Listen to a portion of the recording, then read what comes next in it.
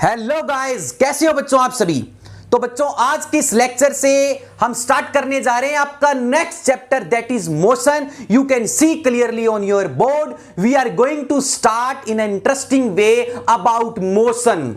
तो बच्चों motion chapter से भी टीजीटी साइंस के अंदर बहुत ही प्यारी प्यारी आप जैसी कॉन्सेप्ट बेस्ड प्रॉब्लम आती हैं। तो हम देखेंगे वो कौन सी प्रॉब्लम्स हैं, वो कौन से कॉन्सेप्ट्स हैं। तो बच्चों मैं निखिल गर्ग अचीवर्स एकेडमी के इस चैनल पर आप सभी का एक बार फिर से हार्दिक अभिनंदन व स्वागत करता हूं। तो बच्चों आज की इस क्लास में हम पढ़ेंगे मोशन के अंदर रेस्ट एंड मोशन।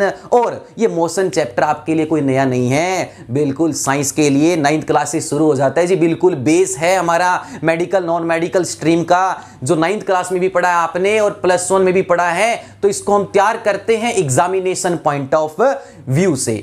तो कॉपी पेन निकालिए और कंसंट्रेशन से एक्टिव होकर आज के इस लेक्चर को निखिल सर से समझिए।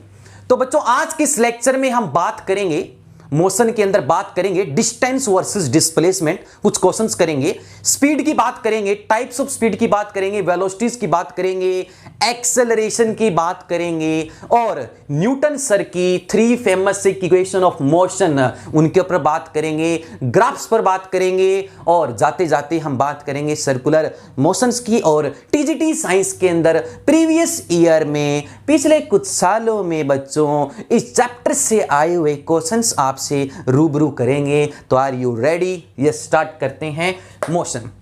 तो सबसे पहले मोशन के अंदर हमें यह जानना है कि मोशन क्या है। मैकेनिक्स की एक ऐसी ब्रांच है जिसमें हम उन ऑब्जेक्ट्स का ज्ञान लेते हैं, उन ऑब्जेक्ट्स की स्टडी करते हैं जो चलते हैं। मोशन जो है वो तरह तरह का मोशंस आप अपनी डे टू डे लाइफ में बहुत तरीके के ऑब्जेक्ट्स को देखते हो। आप बहुत सारे ऐसे ऑब्जेक्ट्स देखते हो अपनी डे टू डे लाइफ में जो तरह तरह की मोशंस करते हैं। कोई स्ट्रेट लाइन मोशन करता है, कोई सर्कुलर मोशन करता है और नीरज चोपड़ा ने जो जेवलिन फेंका उसका अपना मोशन है दैट इज प्रोजेक्टाइल मोशन। और प्रोजेक्टाइल मोशन से जो मैंने बोला है ना टीजीटी साइंस के अंदर 2-3 क्वेश्चंस आए हैं, 2-3 क्वेश्चन बिल्कुल फॉर्मूला बेस्ड क्वेश्चन है। तो कॉन्सेप्ट पढ़ लीजिए, फिजिक्स में और केमिस्ट्री में और बायो में आपका साइंस का पोर्शन अच्छे से कवर अप होगा, ये निखिल सर का वादा है आपसे।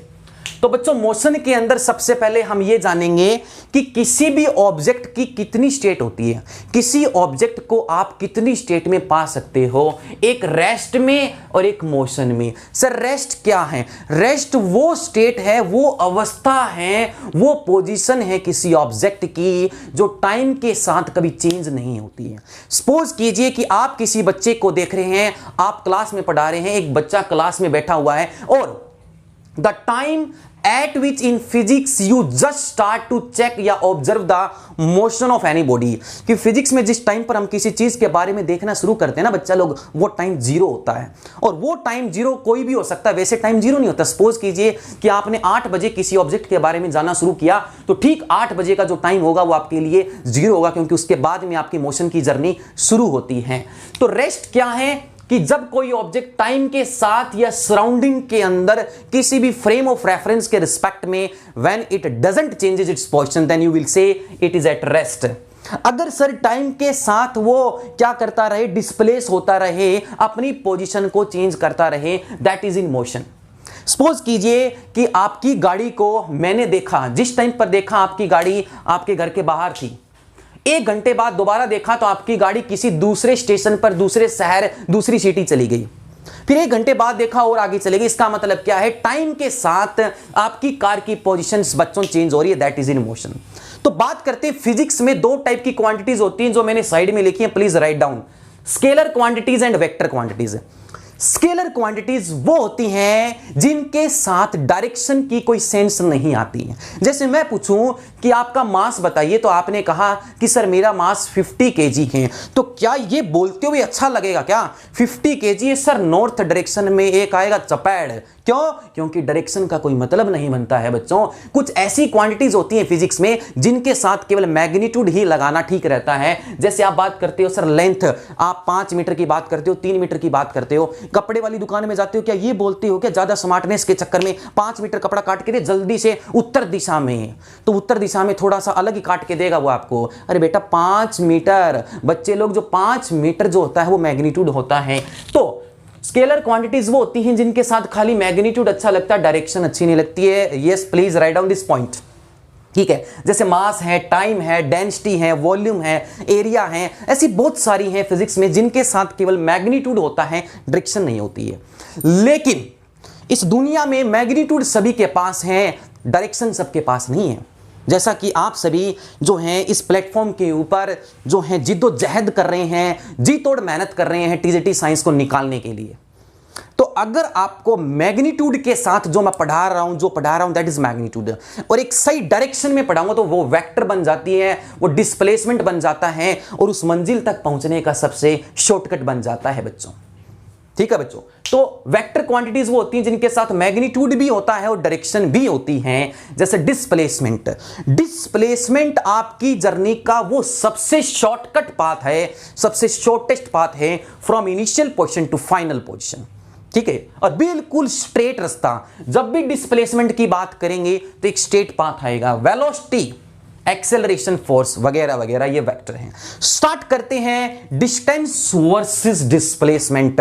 मैच खेलने जा रहे हैं, we are going to play the match between distance versus displacement.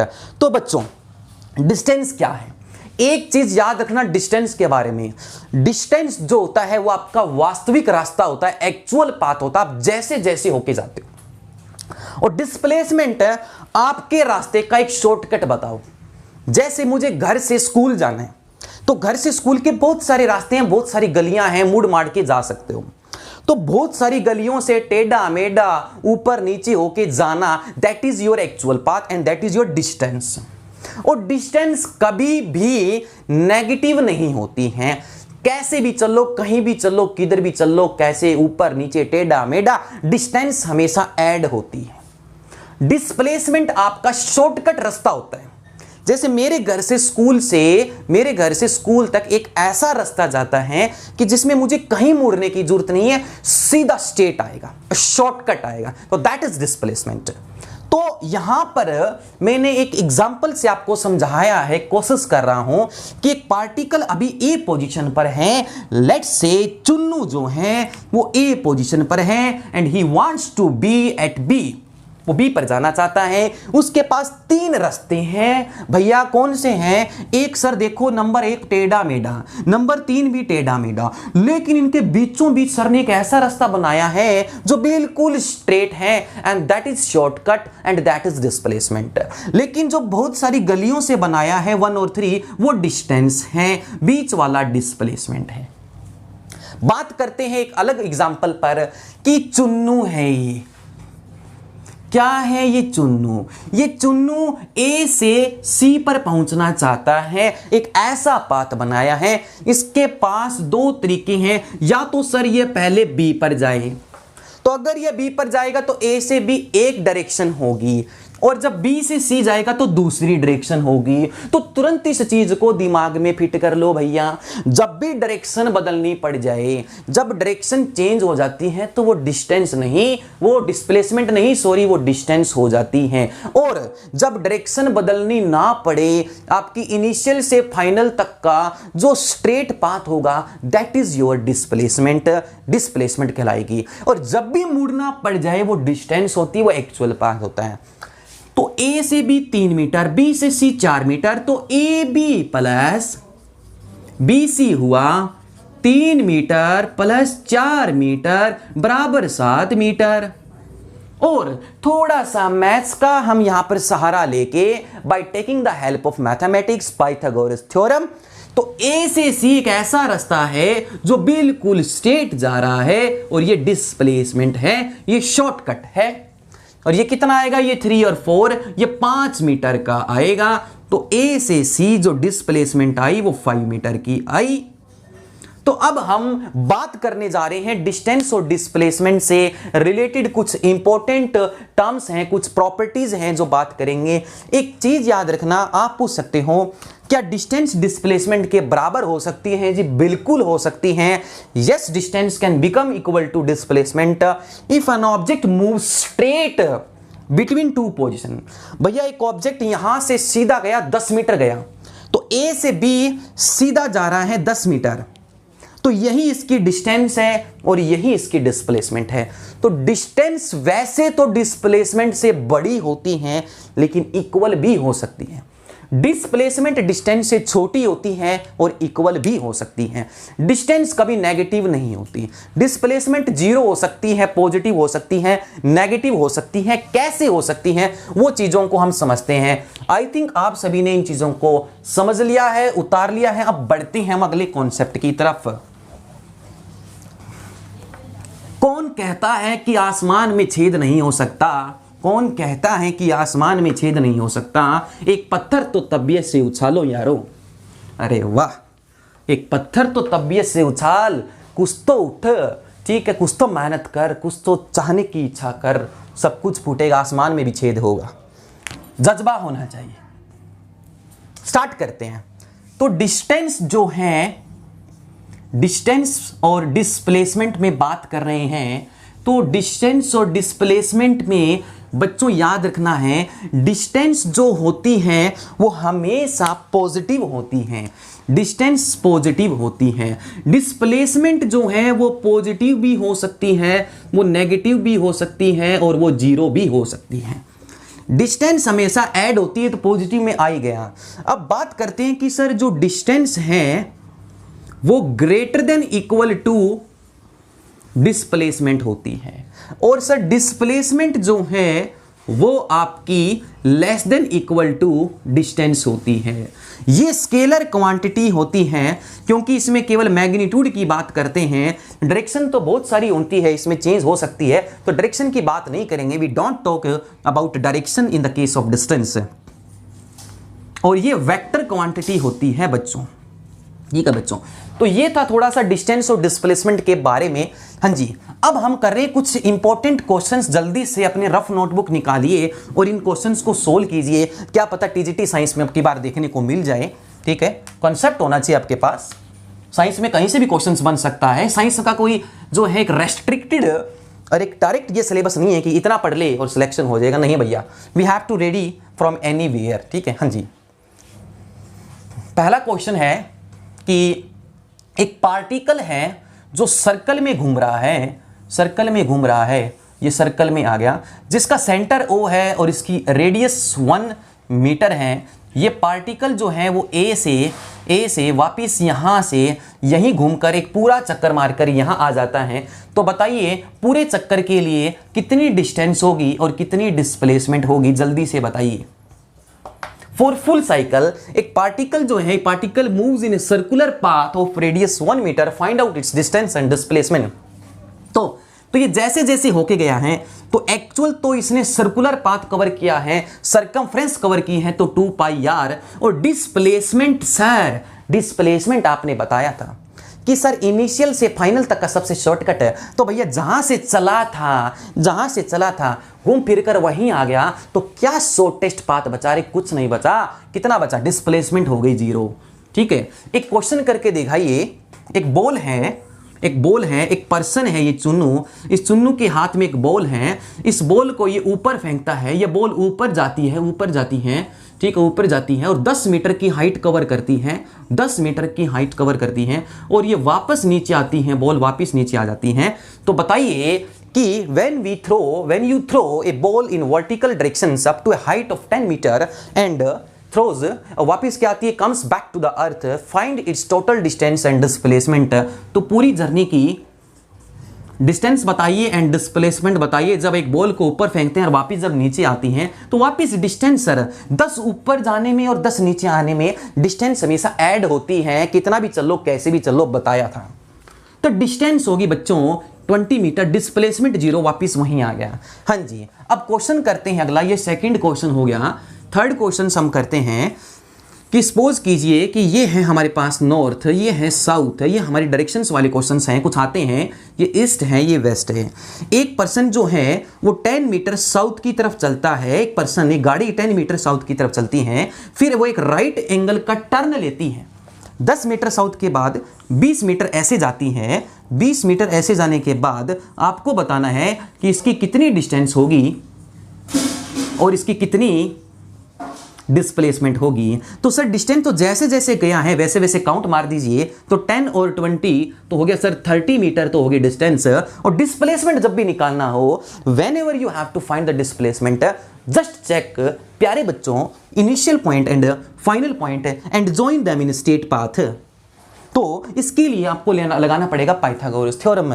तो 10 का स्क्वायर 100 प्लस 20 का स्क्वायर 400, तो हमारे पास आया कितना आया √500 मीटर। तो ये हमारे पास आई डिस्प्लेसमेंट।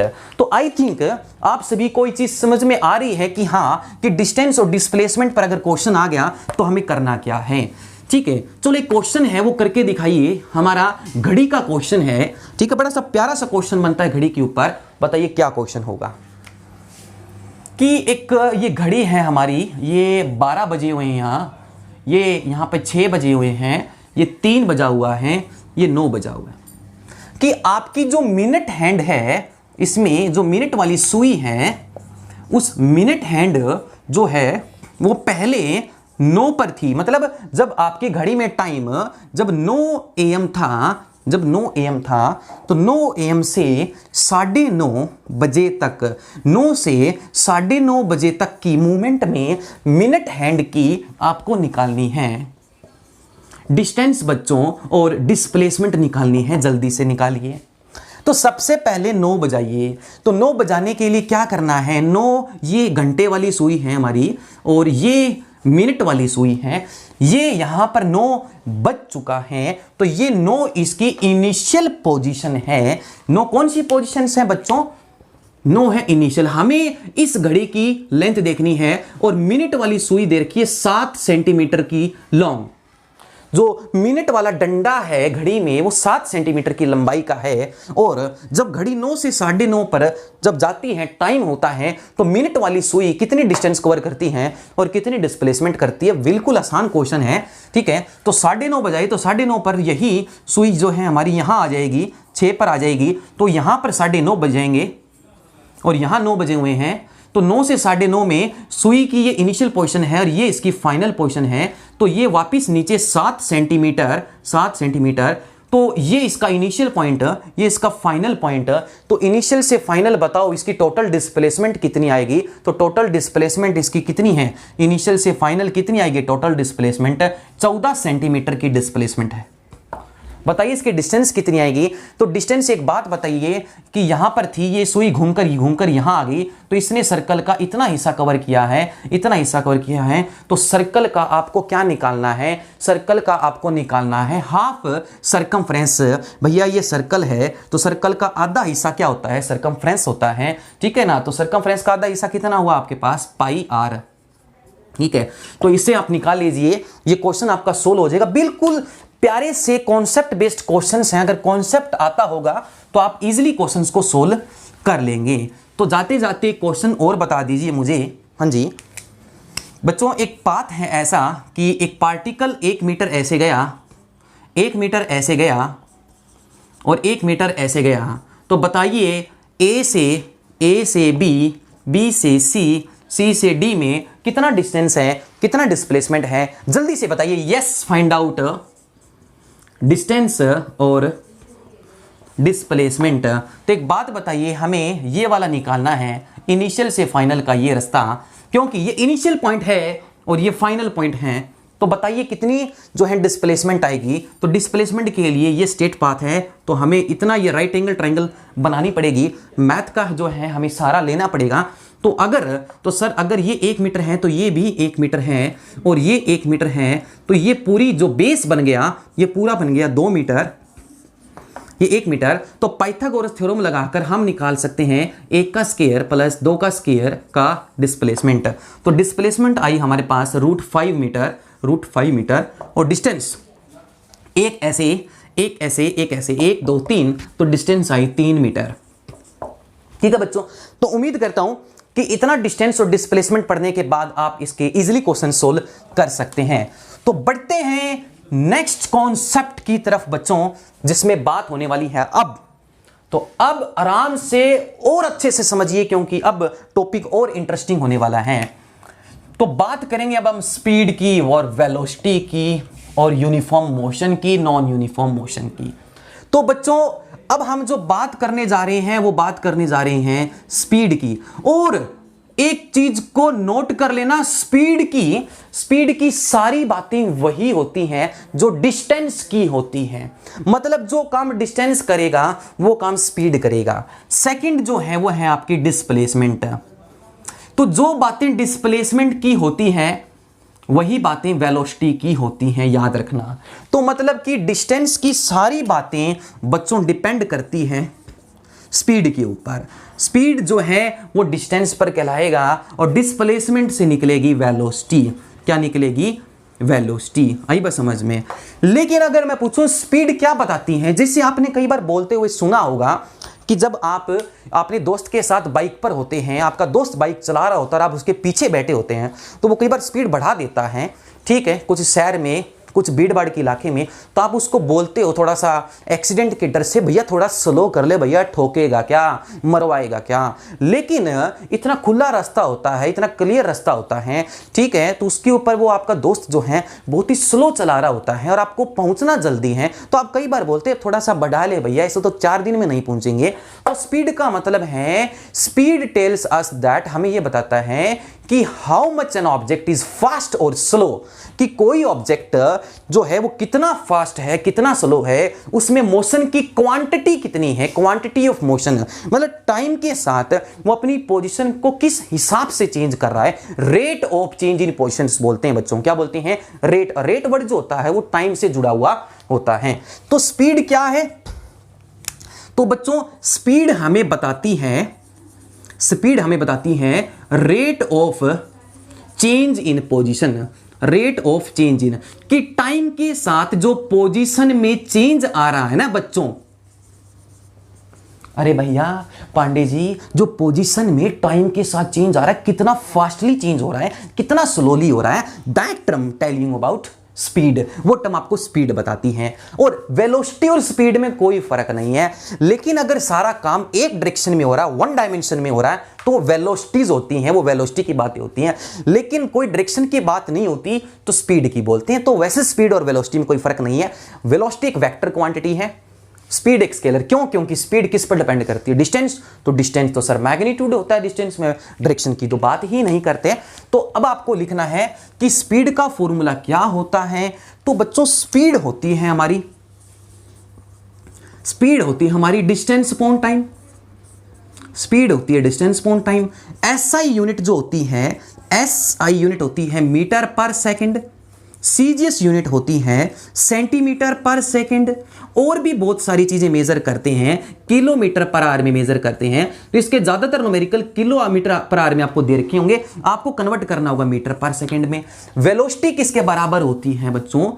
तो वेलोसिटी जो होती है वो होती है डिस्प्लेसमेंट अपॉन टाइम। इसकी भी यूनिट सेम होती है। लेकिन अगर मैं कहूं कि कन्वर्ट करो, कई बार न्यूमेरिकल में बच्चों को दिक्कत होती है, कन्वर्जन करना नहीं आता, किसको? किलोमीटर पर आवर को इनटू मीटर पर सेकंड में। तो प्यारे बच्चों मेरी आपसे रिक्वेस्ट है, प्लीज इस तरीके को समझ लीजिए। अगर आता है तो बहुत अच्छी बात है, और मेरे ख्याल से आप सभी को आता भी होगा, इतनी तो सिंपल सी बात है, सभी को आता होगा।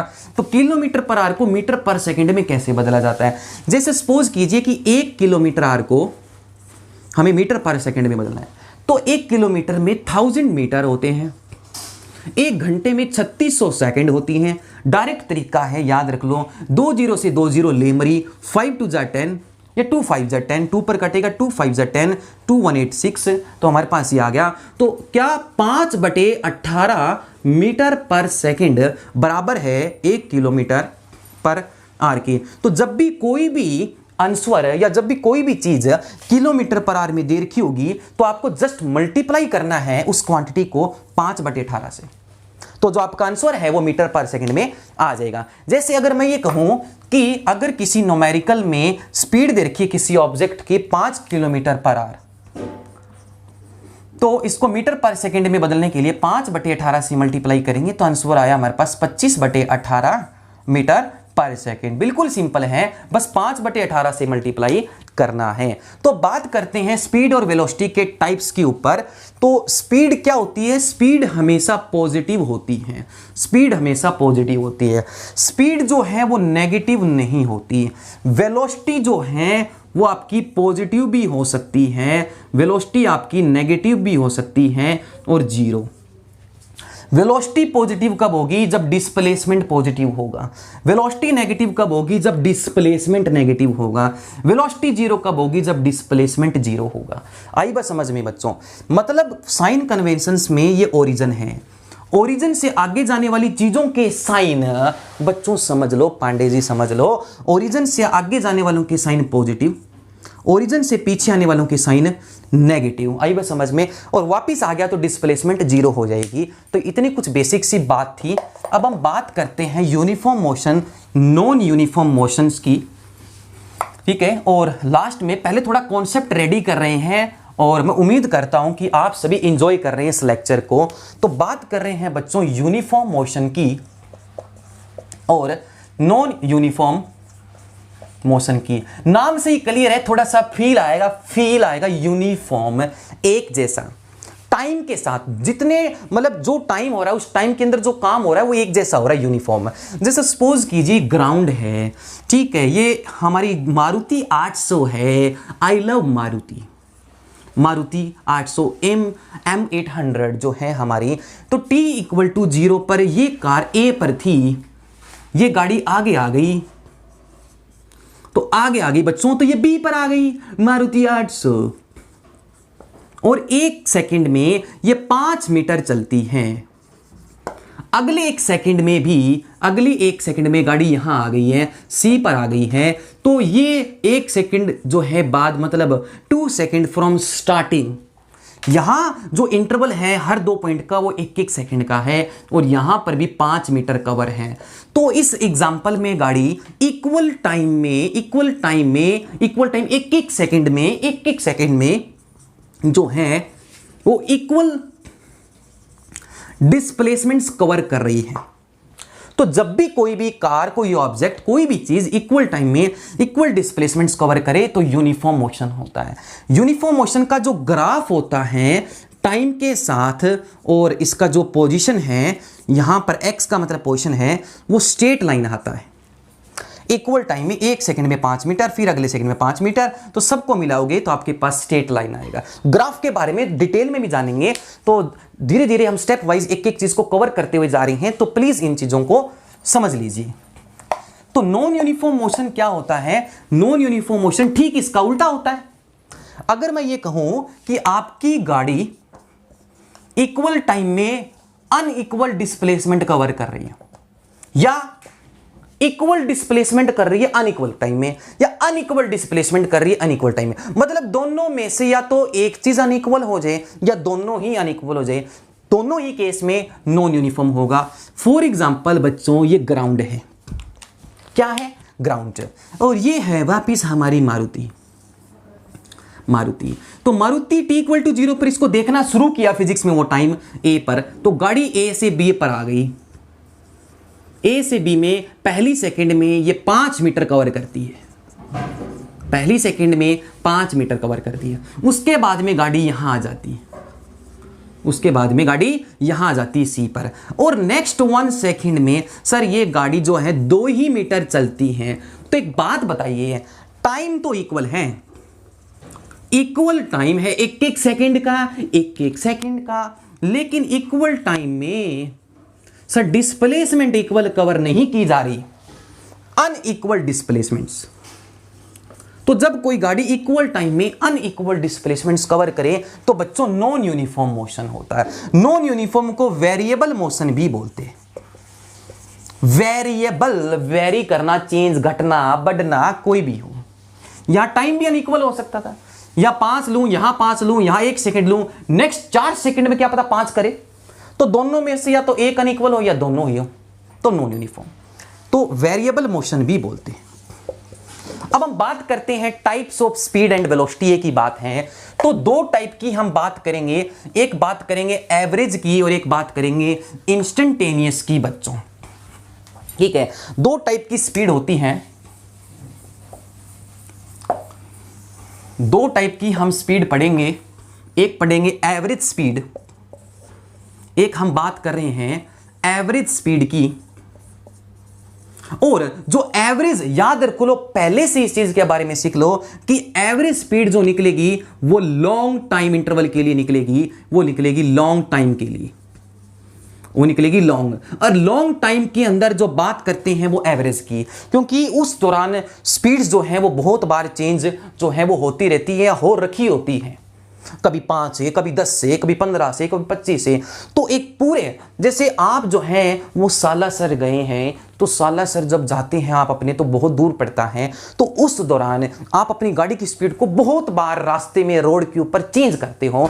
तो आप मुझे एक वो स्पीड बता दो जिससे आपकी गाड़ी जो है उस जर्नी तक पहुंची है। तो एक स्पीड जो होती है इतने सारी स्पीड का एवरेज होती है, और एक लॉन्ग टाइम पर बात करते हैं।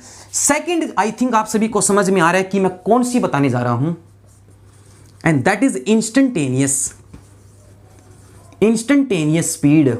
और इंस्टेंटेनियस स्पीड मतलब जैसे मैं ये कहूं कि मैं अभी यहां से चला, ठीक है, अपने स्टूडियो से चला, तो जब मैं स्टूडियो से चला तो आपने देखा मेरी स्पीड जो थी वो कुछ 10 मीटर पर सेकंड थी।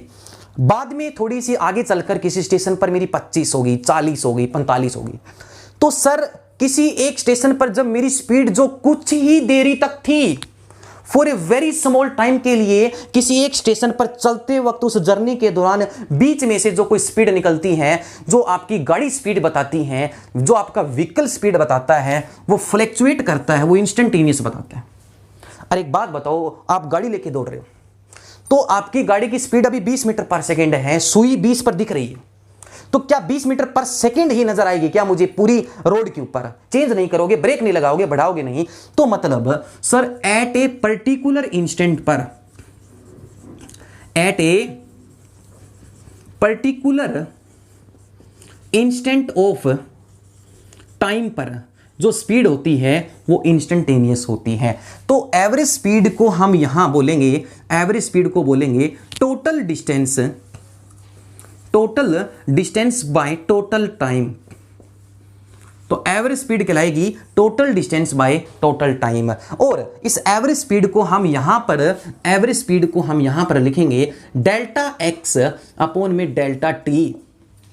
डेल्टा होता है फॉर लार्ज चेंज के लिए, दो प्रकार के चेंज होते हैं, डेल्टा और डी। और इंस्टेंटेनियस स्पीड में हम लिखेंगे dx upon dt, dx upon dt। तो कई बार डेरिवेटिव से भी क्वेश्चंस बन जाते हैं कि पोजीशंस को टाइम के फंक्शन में दे देगा और बताओ इस इंस्टेंट के ऊपर उस गाड़ी की क्या स्पीड थी और एवरेज क्या थी, तो पूछ सकता है। स्मॉल टाइम के लिए हम dx अपॉन dt और लार्ज टाइम के लिए हम लिखेंगे delta x upon delta dt, ठीक है, डेल्टा t। और इसी आधार के ऊपर हम बात करेंगे एवरेज वेलोसिटी की और इंस्टेंटेनियस वेलोसिटी की। कोई फर्क नहीं है, एवरेज वेलोसिटी क्या हो जाएगी, टोटल डिस्प्लेसमेंट हो जाएगा डिस्टेंस की जगह, और instantaneous velocity at a particular instant of time.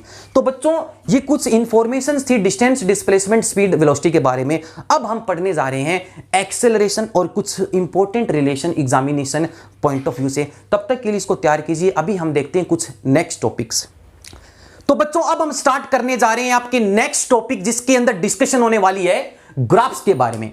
और ग्राफ जो है वो मोशन का इतना इंपॉर्टेंट टूल है, इतना इंपॉर्टेंट पार्ट है कि किसी भी ऑब्जेक्ट के मोशन का कोई भी पैरामीटर, उसका डिस्टेंस, उसका displacement, speed, velocity, acceleration, momentum, ये जितने भी पैरामीटर्स हैं, anything about motion you can easily explained और check और observe from the graphical part। तो आप ग्राफ से भी किसी ऑब्जेक्ट के मोशन को समझ सकते हैं। तो ग्राफ के बारे में जानेंगे और एक्सेलरेशन के बारे में जानेंगे पांडे जी, और बात करेंगे हम इक्वेशंस ऑफ मोशंस, और उसके बाद हम स्टार्ट करेंगे कुछ इंपॉर्टेंट न्यूमेरिकल प्रॉब्लम्स, जिससे आपको आइडिया हो जाए कि इन टॉपिक से जो है हमें कैसे क्वेश्चंस करने हैं, अप्लाई कैसे करने हैं, और जो पिछले साल में जो क्वेश्चंस आए हैं उनको कैसे सोल्व करना है। तो सबसे पहले हम बात करेंगे किसकी, एक्सेलरेशन की बात करेंगे। ग्राफ बाद में पढ़ेंगे। एक्सेलरेशन, जैसे आपने कई बार बोलते हुए सुना होगा कि हमारी गाड़ी एक्सेलरेट कर रही है, रिटार्ड कर रही है। रिटार्ड करने का मतलब है टाइम के साथ स्पीड और वेलोसिटी का घटना, गाड़ी का स्लो होना। व्हेन योर ड्राइवर या व्हेन वी अप्लाई ब्रेक्स, तो गाड़ी रिटार्ड करती है। Negative acceleration is also known as बच्चों रिटार्डेशन। आई बस समझ में, जैसा कि छोटी क्लासेस में पढ़ाया। तो एक्सेलरेशन का मतलब होता है basically it is the rate of change in velocity, कि टाइम के साथ वेलोसिटी में जो चेंज हो रहा है, वो बदलाव हो रहा है, वो कैसे हो रहा है, बड़ा हो रहा है, छोटा हो रहा है, या हो ही नहीं रहा, तो बात करेंगे एक्सेलरेशन। तो acceleration is the final velocity minus initial velocity upon time. Final velocity को लिखते हैं v से और इनिशियल वेलोसिटी को we will represent by u। और ये जो चेंज आया है, ये चेंज बड़ा भी हो सकता है और छोटा भी। तो सपोज कीजिए कि अभी t इक्वल टू 0 पर 10 मीटर पर सेकंड मेरी मारुति 800 की स्पीड है, 2 सेकंड बाद में स्पीड 20, फिर 2 सेकंड बाद में 80, फिर 2 सेकंड बाद में 120। इसका मतलब क्या हो रहा है कि सर इक्वल टाइम के अंदर जो चेंज है वो बढ़ रहा है, घट भी सकता है, ब्रेक लगते हैं। तो final velocity minus initial velocity upon time that will give you acceleration, और एक्सेलरेशन की यूनिट होती है मीटर पर सेकंड स्क्वायर। ठीक है, तो बात करेंगे अब हम ग्राफ्स की और न्यूटन सर की इक्वेशंस ऑफ मोशन की। तो बच्चों न्यूटन सर ने हमें जो इक्वेशंस ऑफ मोशन जो दी है, वो फेमस इक्वेशन, जिससे आप किसी भी ऑब्जेक्ट का प्रेजेंट, उसका फ्यूचर, उसका पास्ट, उसके मोशन के बारे में पता लगा सकते हो कि अभी गाड़ी इस वक्त इस चीज से चली है, आफ्टर सम टाइम उसके पास क्या डाटा होगा, क्या डिस्टेंस कवर कर रखी होगी उसने, क्या डिस्टेंस है, ये सारी चीजें आप न्यूटन सर के दिए गए इन 3 फेमस यंत्र से, टूल से फोड़ सकते हो। तो v equal to u plus a t first equation of motion है, you know very well. v final velocity, u initial velocity, a acceleration, t time बच्चों।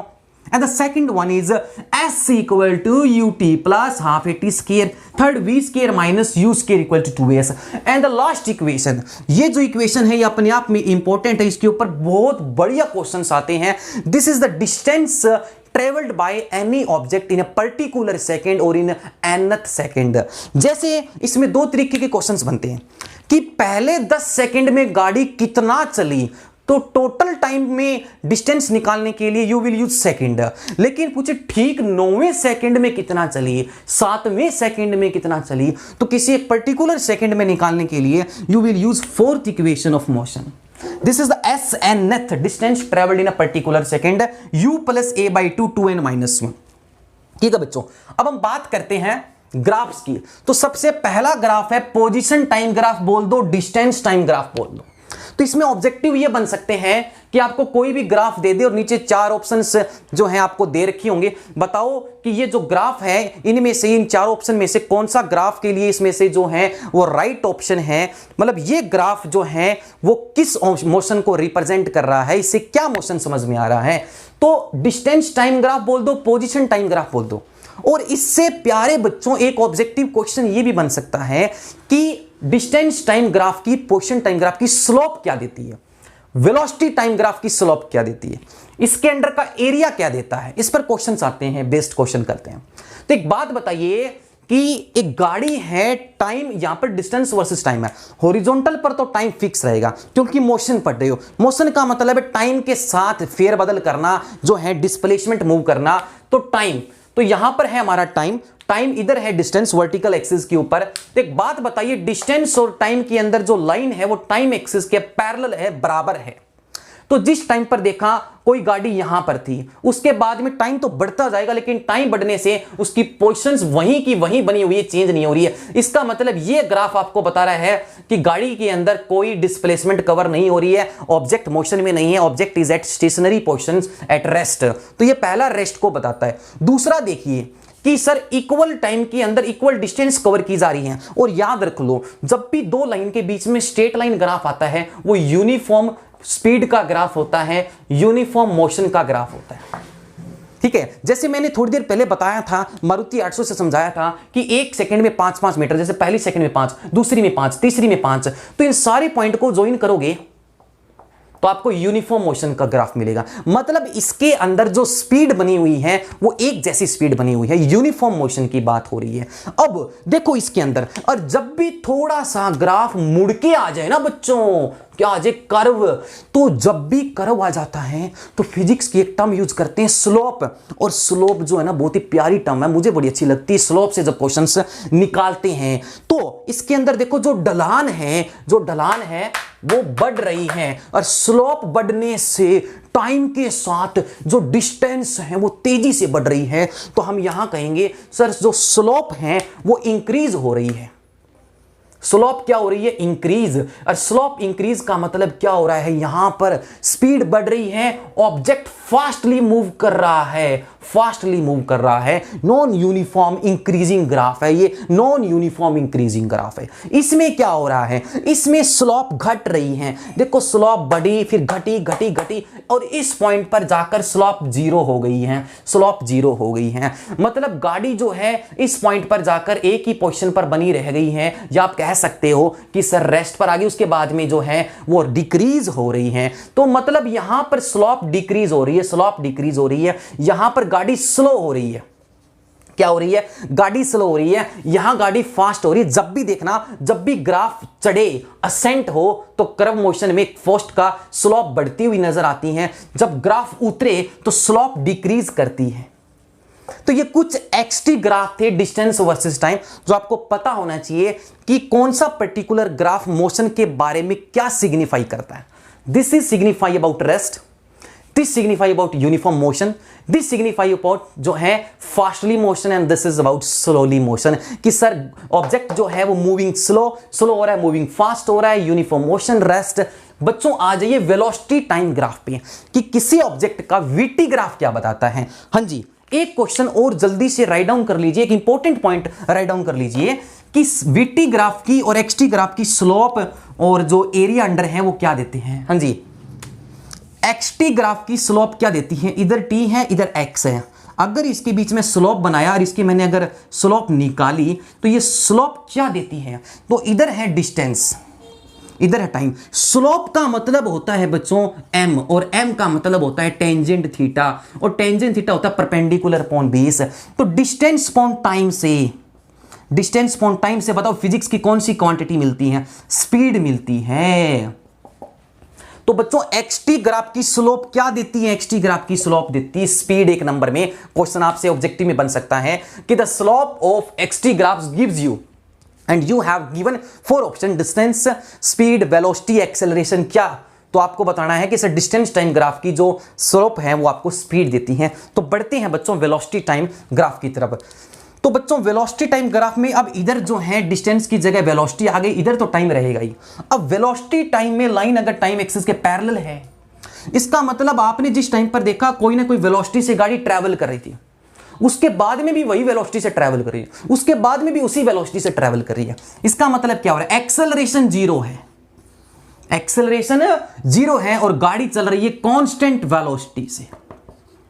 अरे एक्सेलरेशन जीरो क्यों है भैया, क्योंकि sir initial velocity final velocity same है, तो change जो आएगा एक्सेलरेशन होता है change in velocity upon time, final minus initial upon time, तो एक्सेलरेशन जीरो। इसमें बताइए क्या हो रहा है, सर इसमें इक्वल टाइम में इक्वल चेंज आ रहा है, जैसे 1 सेकंड में 5 मीटर पर सेकंड का चेंज आ रहा है।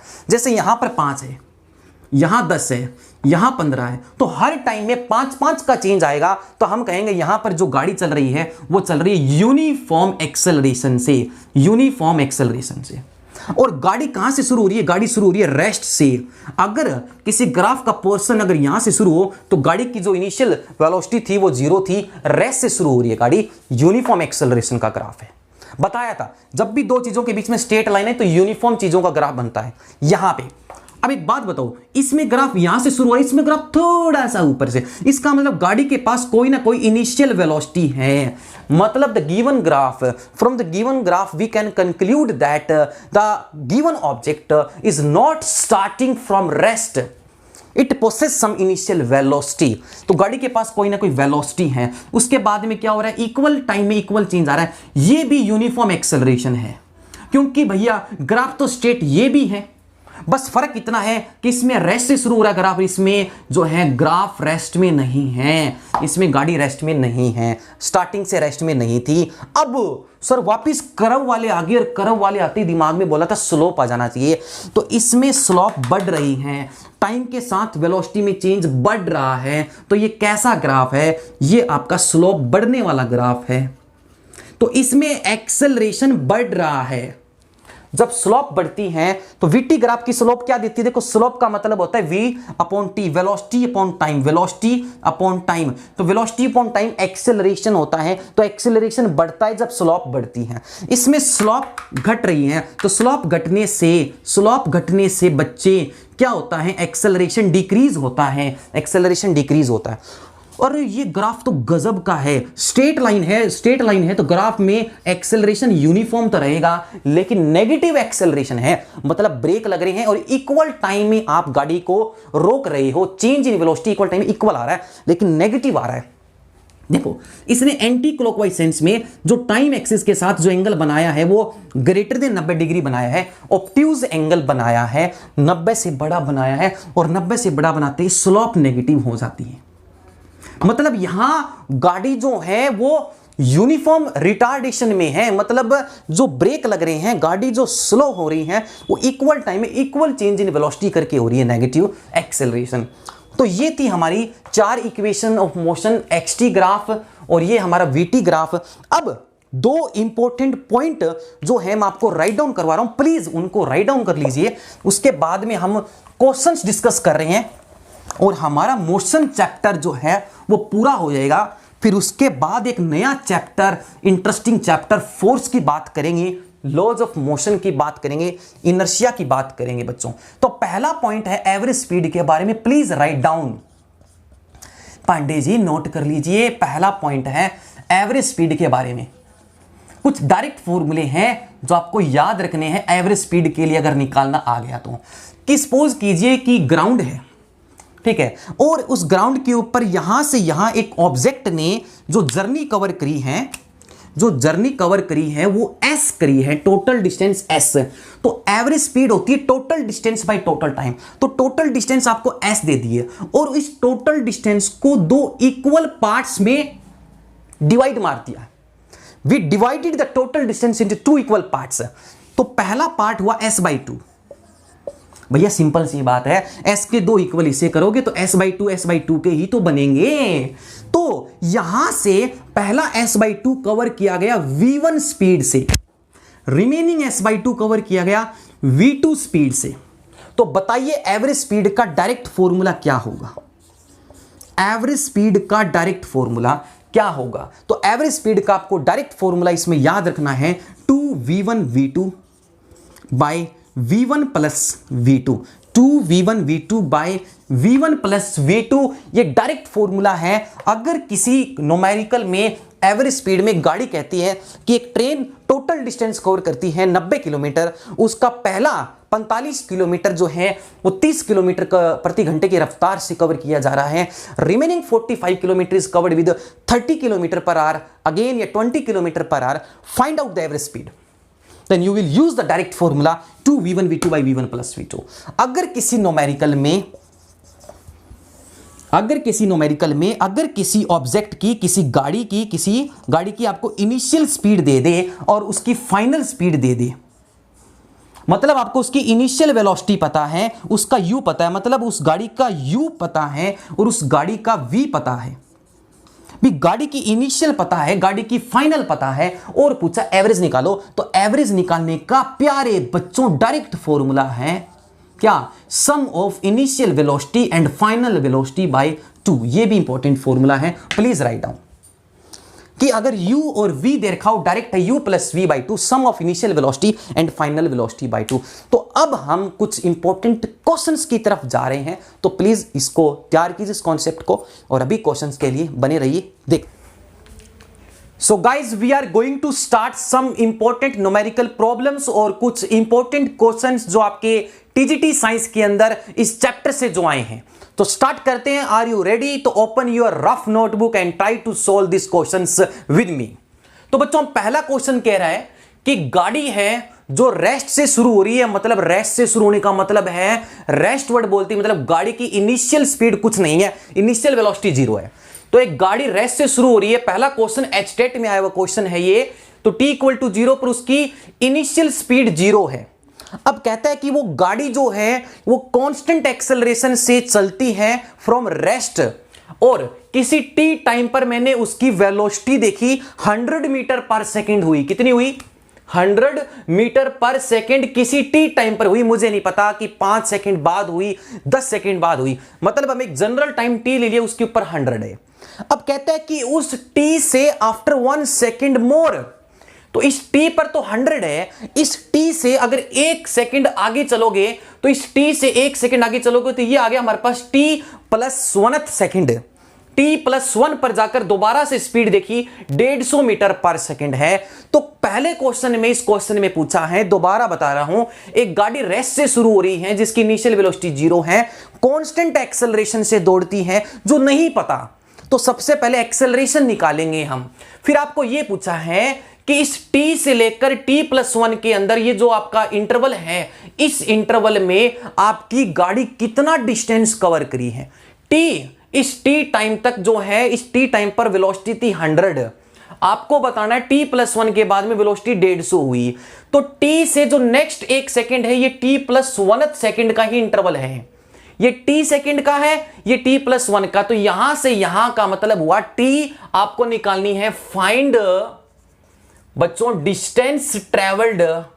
क्वेश्चन में आया हुआ, ये टीजीटी में आया हुआ क्वेश्चन है, find distance travelled in t+1 second, कि जो लास्ट सेकंड है t+1 मतलब t तक यहां और t+1 से आगे का इस इंटरवल में कितना आपकी जो कार है वो चली है। तो बच्चों एक बात बताओ, इनिशियल वेलोसिटी, पहला जो क्वेश्चन है उसका सॉल्यूशन हम देख रहे हैं, तो उसकी initial velocity you have given, आपको u0 दे रखा है।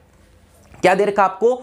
u0 दे रखा है, और आपको t टाइम बाद में वेलोसिटी दे रखी है। तो इसकी पहली इक्वेशन बनाएंगे हम, तो v = u + at लगाया, तो फाइनल वेलोसिटी कितनी है, हमें 100 मीटर दे रखी है, इनिशियल 0 है, a नहीं पता t, तो हमारे पास ये पहली इक्वेशन आ गई।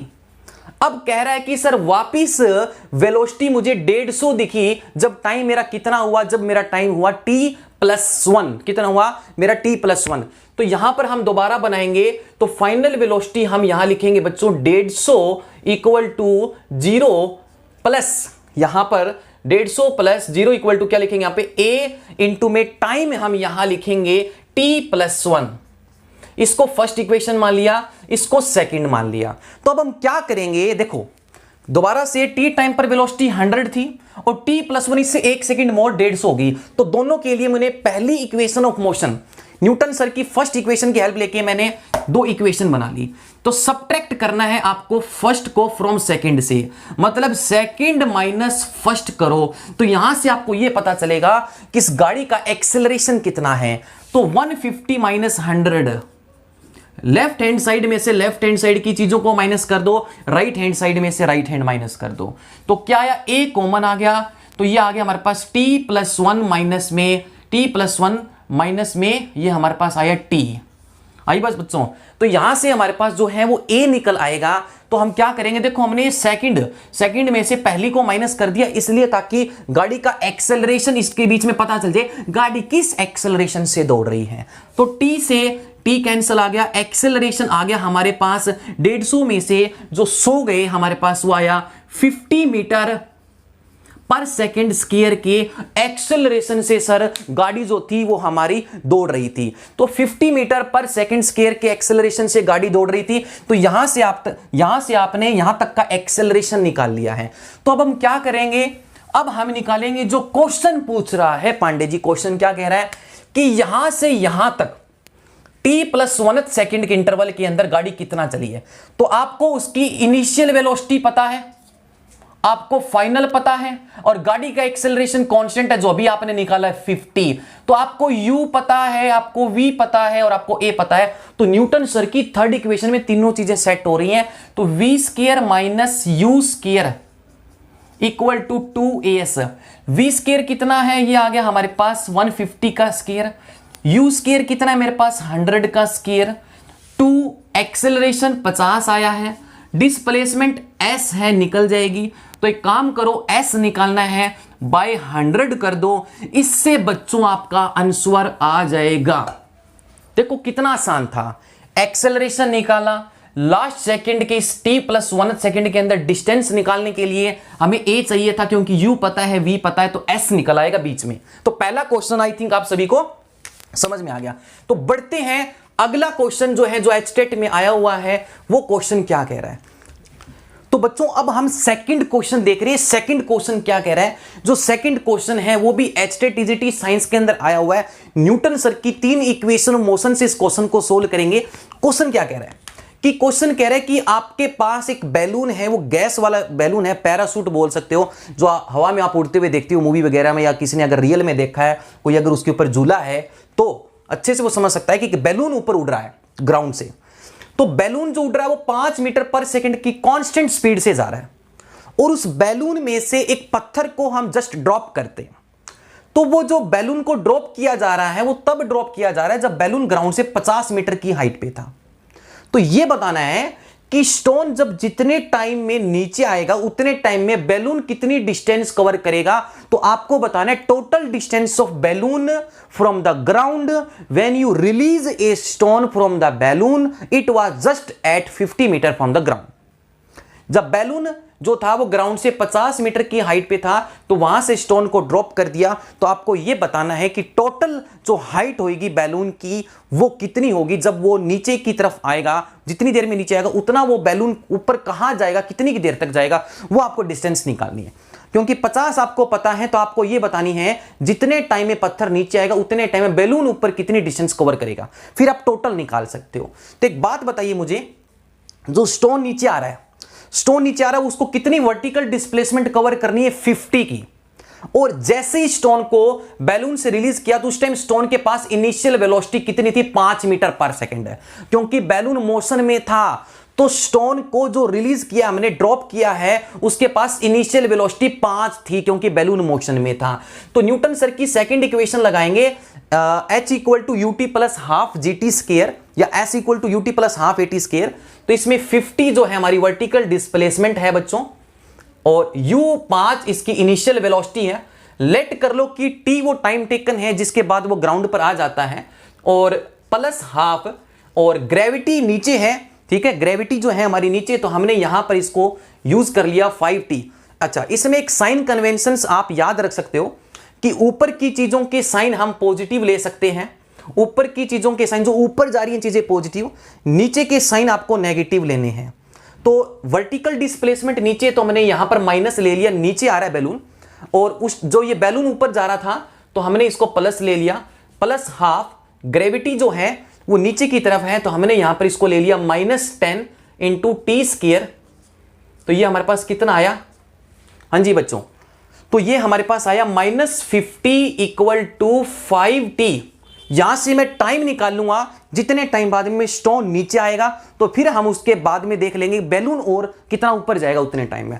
तो टाइम निकालना है, -50 = जस्ट मेरे साथ सोल्व कीजिए इसको, 5t - 5t²।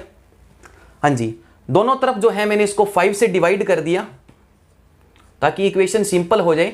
तो मेरे पास कितना आ गया, ये आ गया हमारे पास -10, ये -10 आ गया, और ये हमारे पास हो गया सिंपल t, और यहां पर हो गया हमारे पास t²। तो हम इसकी क्वाड्रेटिक बना सकते हैं, इसको इधर लेके आए, तो t² - t -10 = 0।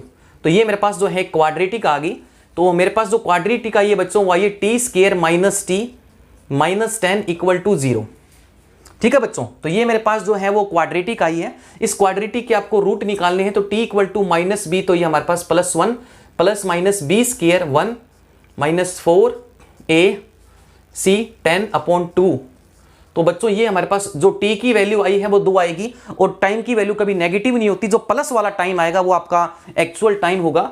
तो 1 प्लस में हम डायरेक्ट ले लेते हैं, तो ये हमारे पास कितना आया, ये हमारे पास आया, तो यहां से -4ac, ये -10 है, तो ये हमारे पास प्लस हो जाएगा, ये -10 है बच्चों। यहां पर जो ये है आपका -10 है, तो ये आपका 10 4 = 40 और 1 41 का √2। तो इसको सोल्व करोगे तो लगभग आपका आंसर आएगा, 41 का रूट हो गया लगभग है 6 पॉइंट कुछ है, तो आंसर लगभग 3.7 सेकंड का आंसर जो है वो आपका आएगा। मतलब ठीक 3.7 सेकंड के बाद में स्टोन नीचे आ जाएगा, तो ये बैलून उतने टाइम में ये कहां ऊपर जाएगा? तो 3.7 सेकंड में ये ऊपर कहां जाएगा? कांस्टेंट स्पीड से। बताइए, तो let the distance covered by the balloon in this time interval, बताइए कितना होगा? जल्दी से सोल्व करके, बहुत ही प्यारा क्वेश्चन है बैलून का। तो बच्चों कांस्टेंट स्पीड से जा रहा है, तो distance equal to speed into time, direct formula लगा दीजिए। देखो बच्चों सिंपल सी बात है, अगर आपको कॉन्सेप्ट आता होगा आप क्वेश्चन सोल्व कर लोगे। क्वेश्चन को समझो, 2-3 बार उसकी स्टेटमेंट को बिठाओ दिमाग में और सोचो कौन सी इक्वेशन, कौन सा फॉर्मूला सेट हो रहा है, पर फिर आपकी मैथ लगना चाहिए, अच्छे से मैथ आना चाहिए आपको। स्पीड कितनी है? 5, टाइम कितना दे रखा है? 3.7, तो ये हो गया हमारे पास 5 7 जा 35, 5 ये 15 3 18.5 मीटर। 18.5 मीटर ये और ऊपर जा लेगा, 18.5 मीटर। तो बच्चों 50 मीटर तो ये नीचे से था, 18 ये हो गया, तो हमारे पास लगभग कितना हो गया? ये हो गया हमारे पास। तो टोटल जो हाइट आई, तो आपका जो आंसर आया उसमें से 4 ऑप्शन में से मैच कर लेना। टोटल हाइट जो आई बैलून की वो आई आपके पास 50 पहले से था, 18.5 हमने और निकाल लिया, तो हमारे पास जो आंसर आया वो आया 68.5 मीटर टोटल हाइट होगी बैलून की फ्रॉम द ग्राउंड। बच्चों तो आई होप कि आपको ये क्वेश्चन, सेकंड क्वेश्चन बड़े ही अच्छे से दिमाग में अच्छे से सेट हो गया है। तो अब हम बढ़ते हैं अपने क्वेश्चन नंबर 3 की तरफ। तो बच्चों क्वेश्चन नंबर 3 क्या कह रहा है? क्वेश्चन नंबर 3 कह रहा है कि एक इंक्लाइंड प्लेन है, इस इंक्लाइंड प्लेन के ऊपर एक बॉक्स है जो ऊपर की तरफ जा रहा है, और जैसे जैसे इंक्लाइंड प्लेन पर ऊपर की तरफ जाएगा तो इसके ऊपर ग्रेविटी नीचे लगेगी, तो इसकी वेलोसिटी जो है वो घटती जाती है। 2 सेकंड में इसकी वेलोसिटी 15 से 10 सेंटीमीटर पर सेकंड हो जाती है। बताइए इसका एक्सेलरेशन क्या? बिल्कुल फॉर्मूला बेस्ड क्वेश्चन है। तो एक्सेलरेशन होता है final velocity minus initial velocity upon time. तो बच्चों फाइनल वेलोसिटी कितनी है हमारे पास? 10, और इनिशियल वेलोसिटी कितनी है? 15। कितने सेकंड में हो रहा है? 2। कितना आया हमारे पास? 10 में से 15 गए -5/2, तो आपका आंसर आया -2.5 सेंटीमीटर पर सेकंड स्क्वायर। बच्चों ये मेरे पास जो है इस क्वेश्चन का आंसर आया। बिल्कुल आसान क्वेश्चन है, फॉर्मूला बेस्ड क्वेश्चन है। इसके ऊपर आप और भी बहुत सारी क्वेश्चंस ट्राई कर सकते हो। अच्छे से आपने जो भी बुक परचेज कर रखी है तो आप कॉन्सेप्ट समझो, इसके ऊपर डायरेक्ट क्वेश्चंस लगाइए, आप अच्छे से क्वेश्चंस प्रैक्टिस कीजिए। हाँ जी बच्चों, क्वेश्चन क्या रहा है? वीटी ग्राफ दे रखा है, वीटी ग्राफ दे रखा है। वीटी ग्राफ के अंदर आपको निकालनी है टोटल डिस्टेंस। याद करो मैंने आपको बताया था कि एरिया अंडर वीटी ग्राफ, कि बच्चों वीटी ग्राफ के अंडर का जो एरिया है ना आपको, वो आपको डिस्टेंस देता है। तो एक बात बताओ, इस गिवन ग्राफ में बच्चों आपका जो ऑब्जेक्ट है वो कहां से कहां जर्नी कवर कर रहा है? ए से लेकर डी तक जा रहा है। तो ए से डी के अंदर वो एक तो ट्राइंगल बना रहा है, तो एक तो ट्राइंगल जो है वो बन रही है, इसको नाम दे देते हैं हम ओ, इसको एम। तो एक ट्राइंगल देखो बन रही है ए ओ बी, तो आप निकाल लीजिए ट्राइंगल ए ओ बी का एरिया, प्लस आप एक रेक्टेंगल देख पा रहे होंगे easily, O B C M. O B C M एक रेक्टेंगल है, वापिस एक ट्राइंगल है सी एम डी, ये एक ट्राइंगल है। तो दो ट्राइंगल और एक रेक्टेंगल का एरिया जब आप निकाल लोगे तो आपके पास क्या आएगा? Total distance travelled by the car आएगा इस ग्राफ के अंदर। तो ए ओ बी का एरिया निकाल रहे हैं 1/2, बेस कितना है? 2।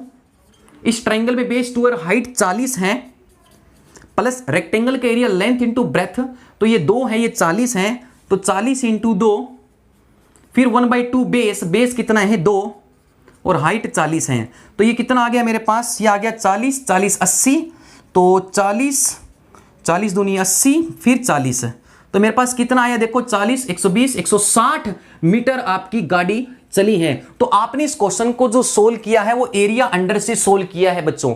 अब आपको निकालना है पहले 2 घंटे गाड़ी फर्स्ट 2 आवर्स में जहां थी उसमें एक्सेलरेशन निकालना है, और लास्ट की 2 आवर्स में, मतलब आपको इन दोनों ट्रायंगल्स में एक्सेलरेशन निकालना है। तो एक्सेलरेशन निकालने के लिए क्या करते हैं? एक्सेलरेशन निकालने के लिए बच्चों हम करते हैं फाइनल वेलोसिटी माइनस, क्या करते हैं पांडे जी?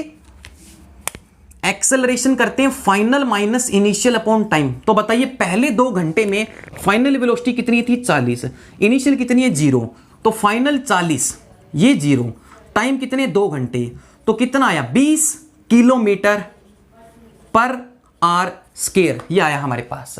तो ये मेरे पास एक्सेलरेशन आया, ठीक है, जो आपको ये यूनिट दे रखी है, जो डिस्टेंस दे रखी है आपको, हाँ जी, ये हमारे पास जो, ठीक है, वेलोसिटी दे रखी थी आपको, ये दे रखी थी किलोमीटर पर आवर में, और आपको टाइम दे रखा था आवर में। तो आपने निकाल लिया पहले 2 घंटे में, तो फाइनल वेलोसिटी कितनी आपकी 40 किलोमीटर पर आवर, और इनिशियल वेलोसिटी कितनी है 0, तो 40 - 0/2 कितना तुम्हारे पास ये आ गया। आगे समझ में। अब लास्ट के 2 आवर्स में देखिए, लास्ट के 2 आवर्स में, तो लास्ट में जो आपका ये है, तो 2 घंटे के इंटरवल में बताइए लास्ट की 2 आवर्स में गाड़ी की फाइनल वेलोसिटी कितनी। देखो गाड़ी नीचे उतर रही है, रिटार्ड कर रही है, पहले 2 घंटे में एक्सेलरेट कर रही थी, यूनिफॉर्म एक्सेलरेशन, फिर यूनिफॉर्म रिटार्डेशन, तो एक्सेलरेशन कितना आएगा, फाइनल वेलोसिटी 0, इनिशियल कितनी है 40, बाय टाइम वापिस 2। मतलब सर अगर पहले 20 किलोमीटर पर आवर से यूनिफॉर्म एक्सेलरेशन से गाड़ी अगर चढ़ रही है, तो इसमें -20 से गाड़ी ब्रेक लग रहे हैं, रिटार्ड हो रही है इस एक्सेलरेशन से, सेम एक्सेलरेशन से। तो बच्चों ये जो था क्वेश्चन, बहुत ही प्यारा क्वेश्चन था, ग्राफ से याद रखना। हाँ, अगर डिस्प्लेसमेंट निकालनी होती, अगर यही ग्राफ का हिस्सा कोई नीचे आ जाता, तो ये डिस्प्लेसमेंट नेगेटिव होती, ऊपर की डिस्टेंस पॉजिटिव होती, तो याद रखना डिस्प्लेसमेंट में ग्राफ में नीचे के साइन नेगेटिव, ऊपर में पॉजिटिव होते हैं। तो आप क्वेश्चंस करोगे, जब आपके पास कोई भी बुक है उसमें से क्वेश्चंस करोगे तो आपको इजीली और समझ में आएगा, ठीक है। तो एक क्वेश्चन कीजिए मेरे साथ, देखते हैं इस क्वेश्चन को कितने बच्चे सोल्व करते हैं। एक रेलवे ट्रैक है, 120 किलोमीटर लंबाई है उस रेलवे ट्रैक की, ठीक है बच्चों। जो पहला 30 किलोमीटर है उस 120 किलोमीटर ट्रैक का, उसको 30 किलोमीटर पर आवर की स्पीड से ट्रेन कवर कर रही है। क्या बोला, एक रेलवे ट्रैक है जिसकी टोटल डिस्टेंस 120 किलोमीटर है, और उसमें जो गाड़ी इस 120 किलोमीटर के ट्रैक पर जो दौड़ रही है, उस गाड़ी की एवरेज स्पीड आपको 60 किलोमीटर पर आवर दे रखी है। तो आपको निकालना क्या है कि सर जो पहला 30 किलोमीटर है वो 30 किलोमीटर पर आवर से कवर किया जा रहा है, तो जो रिमेनिंग 90 किलोमीटर है, ये रिमेनिंग है, इसको कितनी स्पीड से कवर किया जाए कि 90 किलोमीटर बाकी कवर हो जाए। तो एक बात बताइए मुझे, पहले 30 किलोमीटर को कवर करने में टाइम कितना लग रहा है, 30 किलोमीटर को कवर करना 30 किलोमीटर पर आवर से, तो time equal to distance upon speed, पहले 30 किलोमीटर को 30, distance upon speed 30 kilometre per hour, और 30 किलोमीटर तो कितना आया हमारे पास, तो हमारे पास जो टाइम आया वो आया 1 आवर। अरे वैसे ही समझ में आ रहा है, 30 किलोमीटर ही चलना है और 30 किलोमीटर पर आवर मेंटेन की रखी है हमने स्पीड, तो 1 घंटा ही तो लगेगा। तो रिमेनिंग 90 किलोमीटर को कवर करने में कितना लगेगा बच्चों। तो एक बात बताइए, एवरेज स्पीड क्या है। एवरेज स्पीड का फॉर्मूला होता है total distance by total time. तो टोटल डिस्टेंस आपको 120 दे रखी है, ठीक है। टोटल टाइम निकाल लीजिए, टोटल टाइम टी निकाल लीजिए, पूरा टाइम निकाल लीजिए। एवरेज स्पीड आपको 60 दे रखी है, तो टाइम आपको निकलेगा 2 घंटे। मतलब सर पूरी जर्नी को कवर करने में 2 घंटा लगेगा, और उसका 1 घंटा 30 किलोमीटर को कवर करने में लगेगा, तो बाकी बचा 90 किलोमीटर भी तो 1 घंटे में ही कवर होगा, मतलब स्पीड बढ़ेगी। तो देखते हैं कितना होगा। तो आपने टोटल टाइम देख लिया, तो आपने टोटल टाइम देख लिया 2 आवर। पहले 30 किलोमीटर को, फर्स्ट 30 किलोमीटर को 1 घंटे में कवर किया जाता है, तो रिमेनिंग, तो बच्चों रिमेनिंग 90 किलोमीटर को भी तो 1 घंटे में कवर करेंगे। तो स्पीड निकालनी है रिमेनिंग 90 किलोमीटर की, तो स्पीड इक्वल टू क्या होता है, डिस्टेंस अपॉन टाइम। तो डिस्टेंस 90, ठीक है, और टाइम कितना है 1 आवर, डिस्टेंस अपॉन टाइम। तो इसका मतलब क्या है, अगर 90 किलोमीटर चलना है 1 घंटे में, तो 90 किलोमीटर पर आवर की स्पीड ही तो कवर करनी पड़ेगी या मेंटेन करनी पड़ेगी। तो this is the final answer, to cover 90 kilometre with this particular speed in 1 hour 90 kilometre per hour. तो बच्चों ये था हमारा प्यारा सा चैप्टर आप जैसे बच्चों के लिए निखिल सर के द्वारा अचीवर एकेडमी के चैनल पे, मोशन चैप्टर। तो अच्छे से इस चैप्टर को एंजॉय कीजिए। मिलते नेक्स्ट लेक्चर में एक नए चैप्टर के साथ, एक नए डेडिकेशन के साथ। तब तक के लिए जय हिंद, बाय बाय।